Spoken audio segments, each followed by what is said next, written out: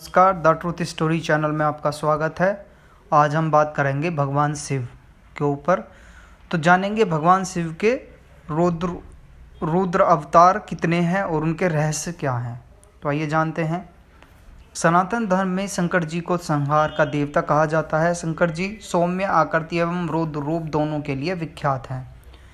शंकर या महादेव आरण्य संस्कृति जो आगे चलकर सनातन में शिव धर्म यानी शैव धर्म के नाम से जानी जाती है। सबसे महत्वपूर्ण देवताओं में से एक हैं, वह त्रिदेव में एक देव हैं। इन्हें देवों के देव महादेव भी कहते हैं।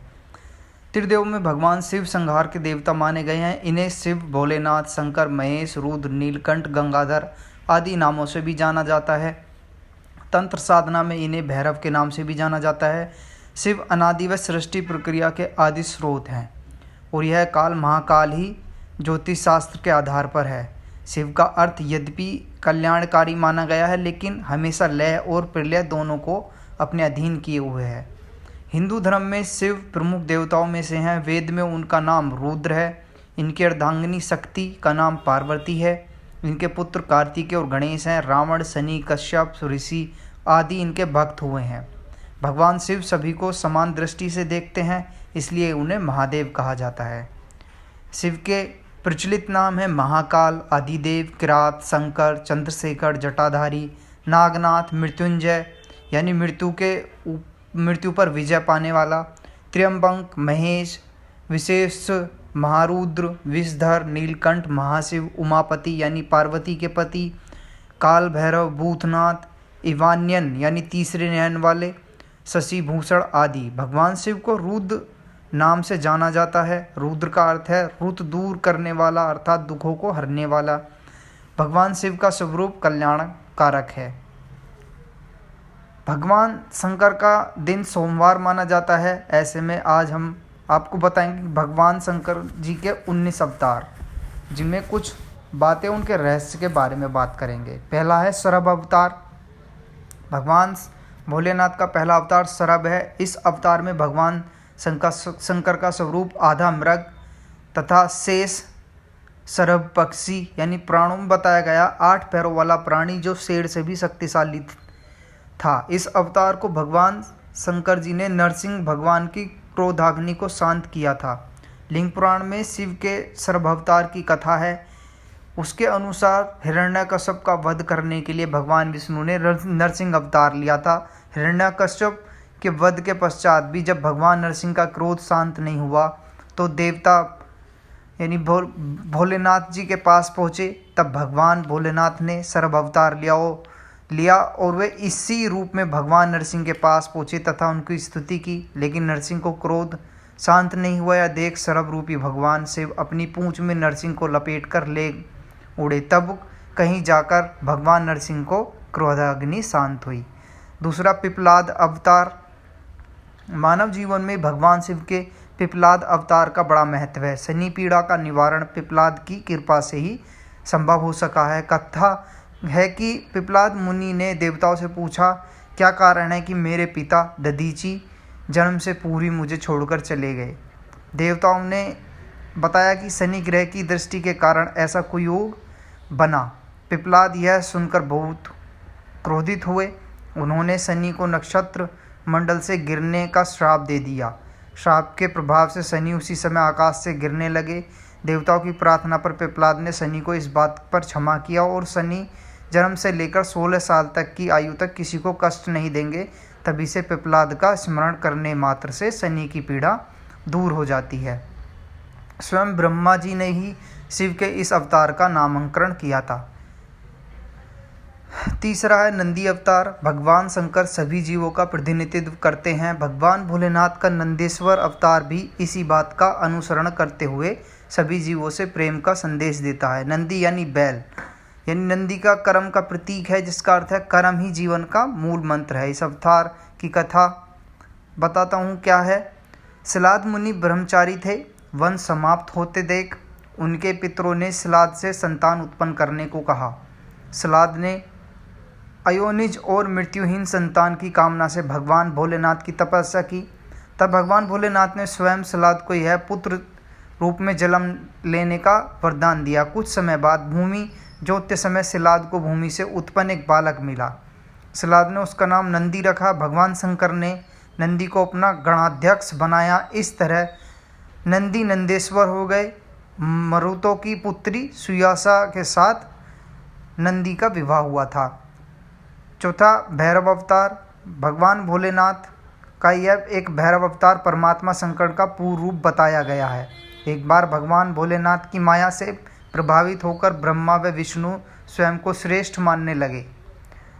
तभी वहाँ तेजपुंज के मध्य एक पुरुषाकृति दिखलाई पड़ी। उन्हें देखकर ब्रह्मा जी ने कहा, चंद्रशेखर तुम मेरे पुत्र हो, अतः मेरी शरण में आओ। ब्रह्मा जी की ऐसी बात सुनकर भगवान शंकर जी को क्रोध आ गया। उन्होंने उस पुरुषाकृति से कहा, काल की भांति शोभित होने के कारण आप साक्षात कालराज हैं, भीषण होने से भैरव हैं। भगवान शंकर से इन वरों को प्राप्त कर काल भैरव ने अपनी उंगली के नाखून से ब्रह्मा के 5वें सिर को काट दिया। ब्रह्मा जी का 5वां सिर कटने के कारण भैरव ब्रह्म हत्या के पाप से दोषी हो गए। काशी में भैरव को ब्रह्म हत्या के पाप से मुक्ति मिली। 5वां, अश्वत्थामा। महाभारत के अनुसार पांडवों के गुरु द्रोणाचार्य के पुत्र अश्वत्थामा काल, क्रोध, यम व भगवान भोलेनाथ के 5वें अंश अवतार थे। आचार्य द्रोण ने भगवान शंकर को पुत्र रूप में पाने के लिए घोर तपस्या की और भगवान शिव ने उन्हें वरदान दिया कि वे उनके पुत्र के रूप में अवतरण होंगे। समय आने पर स्यवंतिक रुद्र ने अपने अंश से द्रोण में बलशाली पुत्र अश्वत्थामा के रूप में अवतार लिया। और ऐसी भी मान्यता है कि अश्वत्थामा अमर है तथा वह आज भी धरती पर निवास करते हैं। अश्वत्थामा राजा बलि, व्यास जी, हनुमान जी, विभीषण, कृपाचार्य, परशुराम व ऋषि मार्कंडेय ये 8 अमर है। शिव महापुराण के अनुसार अश्वत्थामा आज भी जीवित हैं और वे गंगा के किनारे निवास करते हैं, किंतु उनका निवास कहाँ है यह नहीं बताया गया है। अब बात करेंगे वीरभद्र अवतार की। भगवान शिव का विवाह ब्रह्मा के पुत्र दक्ष की पुत्री सती से हुआ था। एक बार दक्ष ने एक विशाल यज्ञ का आयोजन किया, लेकिन उन्होंने शिव व सती को निमंत्रित नहीं किया। भगवान शिव के मना करने के बाद भी माता सती इस यज्ञ में आई और जब उन्होंने यज्ञ में अपने पति का शिव यानी पति जो शिव हैं भगवान शिव का अपमान होते देखा तो यज्ञ वेदी में कूदकर उन्होंने अपना देह त्याग कर दिया था। जब भगवान शिव को मालूम हुआ तो उन्होंने अपने सिर से एक जटा उखाड़ी, उसे क्रोध में आकर पर्वत के ऊपर पटक दिया। उस जटा से महाभयंकर वीरभद्र प्रकट हुए। शिव के इस अवतार ने दक्ष के यज्ञ का विध्वंस कर दिया और दक्ष का सिर काटकर उसे मृत्युदंड दिया। बाद में देवताओं के अनुरोध करने पर भगवान शिव ने दक्ष के सिर पर बकरे का मुंह लगाकर उसे पुनर्जीवित कर दिया। 7वां अवतार है गृहपति अवतार। भगवान भोलेनाथ का 7वां अवतार गृहपति है। नर्मदा के तट पर धर्मपुर नाम का एक नगर था। वहाँ विश्वानर नाम के एक मुनि तथा उनकी पत्नी सुचुष्मति रहती थी। सुचस्मति ने बहुत समय तक निसंतान रहने पर एक दिन अपने पति से शिव के समान पुत्र प्राप्ति की इच्छा की। पत्नी की अभिलाषा पूरी करने के लिए मुनि विश्वनाथ काशी आ गए। यहाँ उन्होंने घोर तप द्वारा भगवान शिव के वीरेश लिंग की आराधना की। एक दिन मुनि को वीरेश लिंग के मध्य एक बालक दिखाई दिया। मुनि ने बाल रूपधारी शिव की पूजा की। उनकी पूजा से प्रसन्न होकर भगवान शंकर ने सुचस्मति के गर्भ से अवतार लेने का वरदान दिया। कालांतर में सुचस्मति गर्भवती हुई और भगवान शंकर सुचस्मति के गर्भ से पुत्र रूप में प्रकट हुए। कहते हैं पिता ब्रह्मा ने ही उस बालक का नाम गृहपति रखा था। 8वां अवतार है ऋषि दुर्वासा का। भगवान शंकर के विभिन्न अवतारों में ऋषि दुर्वासा का अवतार भी प्रमुख है। धर्म ग्रंथों के अनुसार माता सती अनसुईया के पति महर्षि अत्रि ने ब्रह्मा के निर्देश अनुसार पत्नी सहित रक्षकुल पर्वत पर पुत्र कामना से घोर तप किया। उनके तप से प्रसन्न होकर ब्रह्मा, विष्णु और महेश तीनों उनके आश्रम पर आए। उन्होंने कहा, हमारे अंश से तुम्हारे 3 पुत्र होंगे जो त्रिलोकी एवं विख्यात तथा माता पिता का यश बढ़ाने वाले होंगे। समय आने पर ब्रह्मा जी के अंश से चंद्रमा उत्पन्न हुए। विष्णु जी के अंश से श्रेष्ठ संन्यास पद्धति को प्रचलित करने वाले दत्तात्रेय उत्पन्न हुए और रुद्र के अंश से मुनिवर दुर्वासा ने जन्म लिया। अत्रि के पत्नी अनसुईया ने दत्तात्रेय, दुर्वासा और चंद्रमा नाम के 3 परम यशस्वी पुत्र हुए। ये क्रम से भगवान भोलेनाथ, विष्णु जी और शंकर जी के अंश से उत्पन्न हुए थे। 9वां अवतार हनुमान जी का अवतार। भगवान शिव का हनुमान अवतार सभी अवतारों में श्रेष्ठ माना गया है। इस अवतार में भगवान शंकर ने एक वानर का रूप धरा था। शिव पुराण के अनुसार देवताओं और दानवों को अमृत बांटते हुए विष्णु जी के मोहिनी रूप को देखकर लीलावश शिव जी ने कामातुर होकर अपना वीर्यपात कर दिया। सप्तऋषियों ने उस वीर्य को कुछ पत्तों में संग्रहित कर लिया। समय आने पर सप्तऋषियों ने भगवान शिव के वीर्य को वनराज केसरी और पत्नी अंजनी के कान के माध्यम से गर्भ में स्थापित कर दिया, जिससे अत्यंत तेजस्वी एवं प्रबल पराक्रमी श्री हनुमान जी उत्पन्न हुए।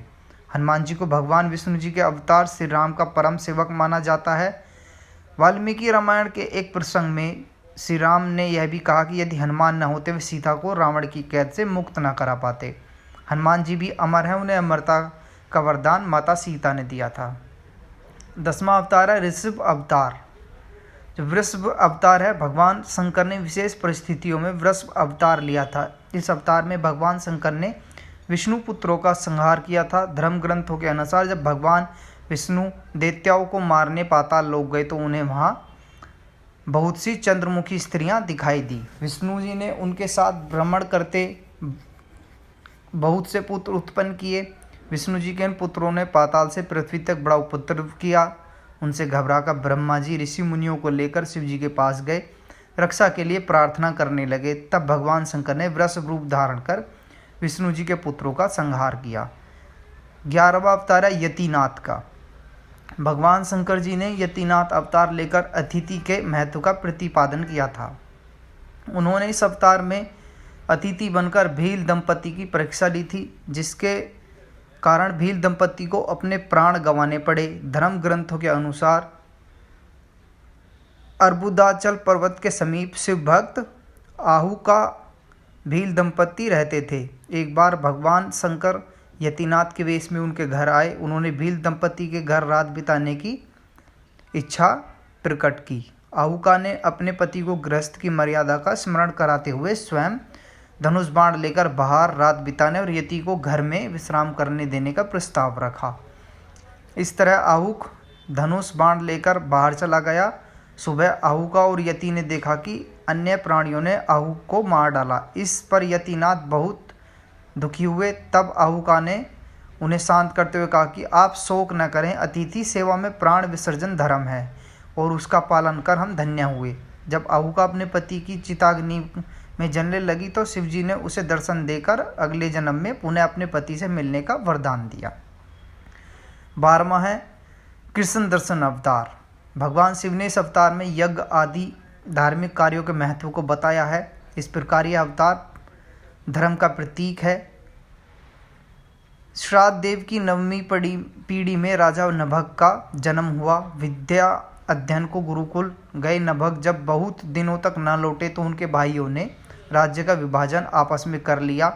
नभग को जब यह पता चला तो वह उनके पिता के पास गए।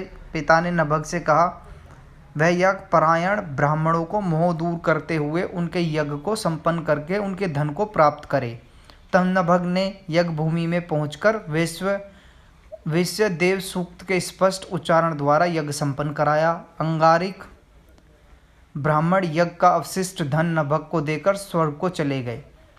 उसी समय भोलेनाथ कृष्ण जी दर्शन रूप में प्रकट होकर बोले कि यज्ञ के अवशिष्ट धन पर तो उनका अधिकार है। विवाद होने पर कृष्ण जी दर्शन रूपधारी शिवजी ने उसे अपने पिता से ही निर्णय कराने को कहा। नभग के पूछने पर श्राद्ध देव ने कहा वह पुरुष शंकर भगवान है, यज्ञ में अवशिष्ट वस्तु उन्हीं की है। पिता की बात को मानकर नभग ने शिवजी की स्तुति की। 13वां अवतार है अवधूत का। भगवान शंकर ने अवधूत अवतार लेकर इंद्र के अहंकार को चूर किया था। एक समय बृहस्पति और अन्य देवताओं को साथ लेकर इंद्र शंकर जी के दर्शनों के लिए कैलाश पर्वत पर गए। इंद्र की परीक्षा के लिए शंकर जी ने अब दूत रूप धारण कर उनका मार्ग रोक लिया।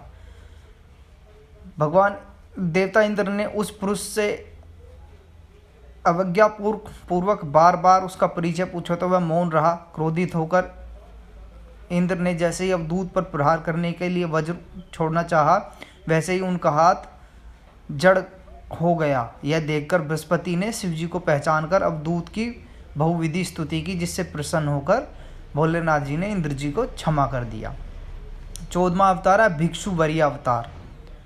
भगवान शंकर देवों के देव हैं, संसार में जन्म लेने वाले हर प्राणी के जीवन के रक्षक हैं। भगवान भोलेनाथ का भिक्षु वरीय अवतार यह संदेश देता है,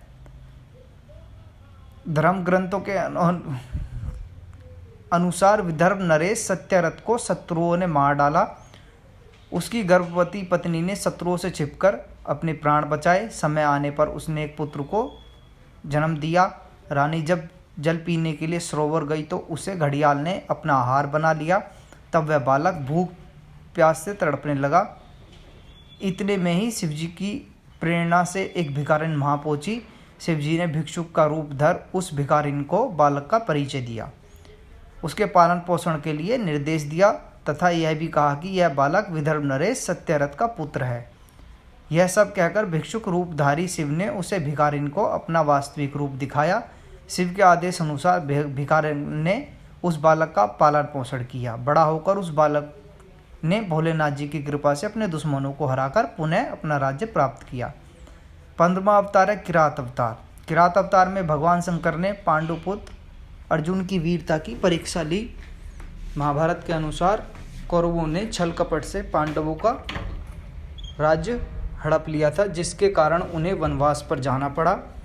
वनवास के दौरान जब अर्जुन भगवान शंकर को प्रसन्न करने के लिए तपस्या कर रहे थे, तभी दुर्योधन द्वारा भेजा हुआ मूड नामक दैत्य अर्जुन को मारने के लिए सूअर का रूप धारण कर वहाँ पहुँचा। सूअर को सूकर कहते हैं। अर्जुन ने सूअर पर अपने प्राण से प्रहार किया। उसी समय भगवान शंकर ने भी किरात वेश धारण कर उसी सूकर पर बाण चलाया। भगवान शिव की माया के कारण अर्जुन उन्हें पहचान ना पाए और सूअर का वध कर उसके बाण से हुआ। यह कहने लगे इन दोनों पर विवाद हो गया। अर्जुन ने किरात वेशधारी शिव से युद्ध किया। अर्जुन की वीरता देख भगवान शिव प्रसन्न हो और अपने वास्तविक रूप में आकर अपना पशुपात अस्त्र प्रदान किया। 16वां है सुनटन अर्तक अवतार। पार्वती के पिता हिमाचल से उनकी पुत्री का हाथ मांगने के लिए शिवजी ने सुनटन रतक वेश धारण किया। हाथ में डमरू लेकर शिवजी नट के रूप में हिमाचल के घर पहुंचे। नृत्य करने लगे। नटराज शिवजी ने इतना सुंदर और मनोहर नृत्य किया कि सभी प्रसन्न हो गए। जब हिमाचल ने नटराज को भिक्षा मांगने को कहा तो नटराज शिव ने भिक्षा में पार्वती को मांग लिया। इस पर हिमाचल राज अति क्रोधित हुए। कुछ देर बाद नटराज वेशधारी शिवजी पार्वती को अपना रूप दिखाकर स्वयं चले गए। उनके जाने पर मैना और हिमाचल को दिव्य ज्ञान हुआ। उन्होंने पार्वती और भोलेनाथ जी को देने का निश्चय किया। 17वां रूप है अवतार जो है वो ब्रह्मचारी का है। दक्ष के यज्ञ में प्राण त्यागने के बाद जब सती ने हिमालय के घर जन्म लिया तो शिवजी को पति रूप में पाने के लिए घोर तप किया। पार्वती की परीक्षा के लिए शिवजी ब्रह्मचारी का वेश धारण कर उनके पास पहुँचे। पार्वती जी ने ब्रह्मचारी को देख उनकी विधिवत पूजा की। जब ब्रह्मचारी ने पार्वती से उसका तप का उद्देश्य पूछा और जानने पर भोलेनाथ जी की निंदा करने लगी तथा उन्हें शमशानवासी व कापालिक भी कहा। यह सुन पार्वती को बहुत क्रोध हुआ। पार्वती की भक्ति व प्रेम को देखकर भोलेनाथ जी ने अपना वास्तविक रूप दिखाया। यह देख पार्वती अति प्रसन्न हुई। 18वां रूप है अर्धनारीश्वर। भगवान भोलेनाथ का यह अवतार हमें बताता है कि समाज, परिवार, सृष्टि के संचालन में पुरुष की भूमिका जितनी महत्वपूर्ण है उतनी ही स्त्री की है। अर्धनारीश्वर अवतार लेकर भगवान भोलेनाथ ने संदेश दिया कि समाज तथा परिवार में महिलाओं को भी पुरुषों के अनुसार आदर व प्रतिष्ठा मिले। सृष्टि में प्रजा की वृद्धि न होने पर ब्रह्मा चिंतित हो उठे। तभी आकाशवाणी हुई, ब्रह्म मैथुनी सृष्टि उत्पन्न कीजिए। यह सुन ब्रह्मा जी ने मैथुनी सृष्टि उत्पन्न करने का संकल्प किया, परंतु तब तक भोलेनाथ से नारियों का कुल उत्पन्न नहीं हुआ था। तब ब्रह्मा जी ने शक्ति के साथ शिव को संतुष्ट करने के लिए तपस्या की।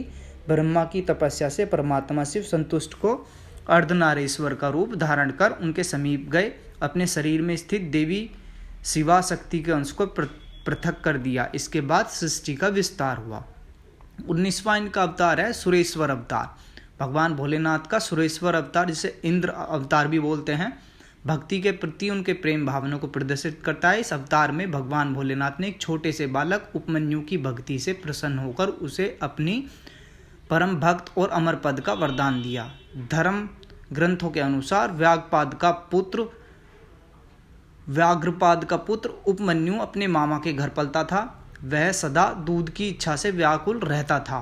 उसकी माँ ने उसे अपनी अभिलाषा पूर्ण करने के लिए शिवजी की शरण में जाने को कहा। इस पर उपमन्यु वन में जाकर ओम नमः शिवाय का जाप करने लगा। शिवजी ने सुरेश्वर का रूप धारण कर उसे दर्शन दिए और शिवजी की अनेक प्रकार से निंदा करने लगे। इस पर उपमन्यु क्रोधित होकर इंद्र को मारने के लिए खड़ा हुआ। उपमन्यु की भक्ति और अटल विश्वास देखकर शिवजी ने उसे अपने वास्तविक रूप के दर्शन कराए तथा क्षीर सागर के समान एक अनश्वर सागर उसे प्रदान किया। उसकी प्रार्थना पर कृपालु भोलेनाथ जी ने उसे परम भक्त ही का पद भी दिया। धन्यवाद। हर हर महादेव। अगर आपको ये 19 नाम जो अवतार हैं भोलेनाथ जी के पसंद आए हों, अच्छे लगे हों मेरी ये जानकारी, और इनकी कहानी सुनकर आपको अच्छा लगे तो चैनल सब्सक्राइब करें, लाइक करें, शेयर करें। धन्यवाद। हर हर महादेव। ओम नमः शिवाय।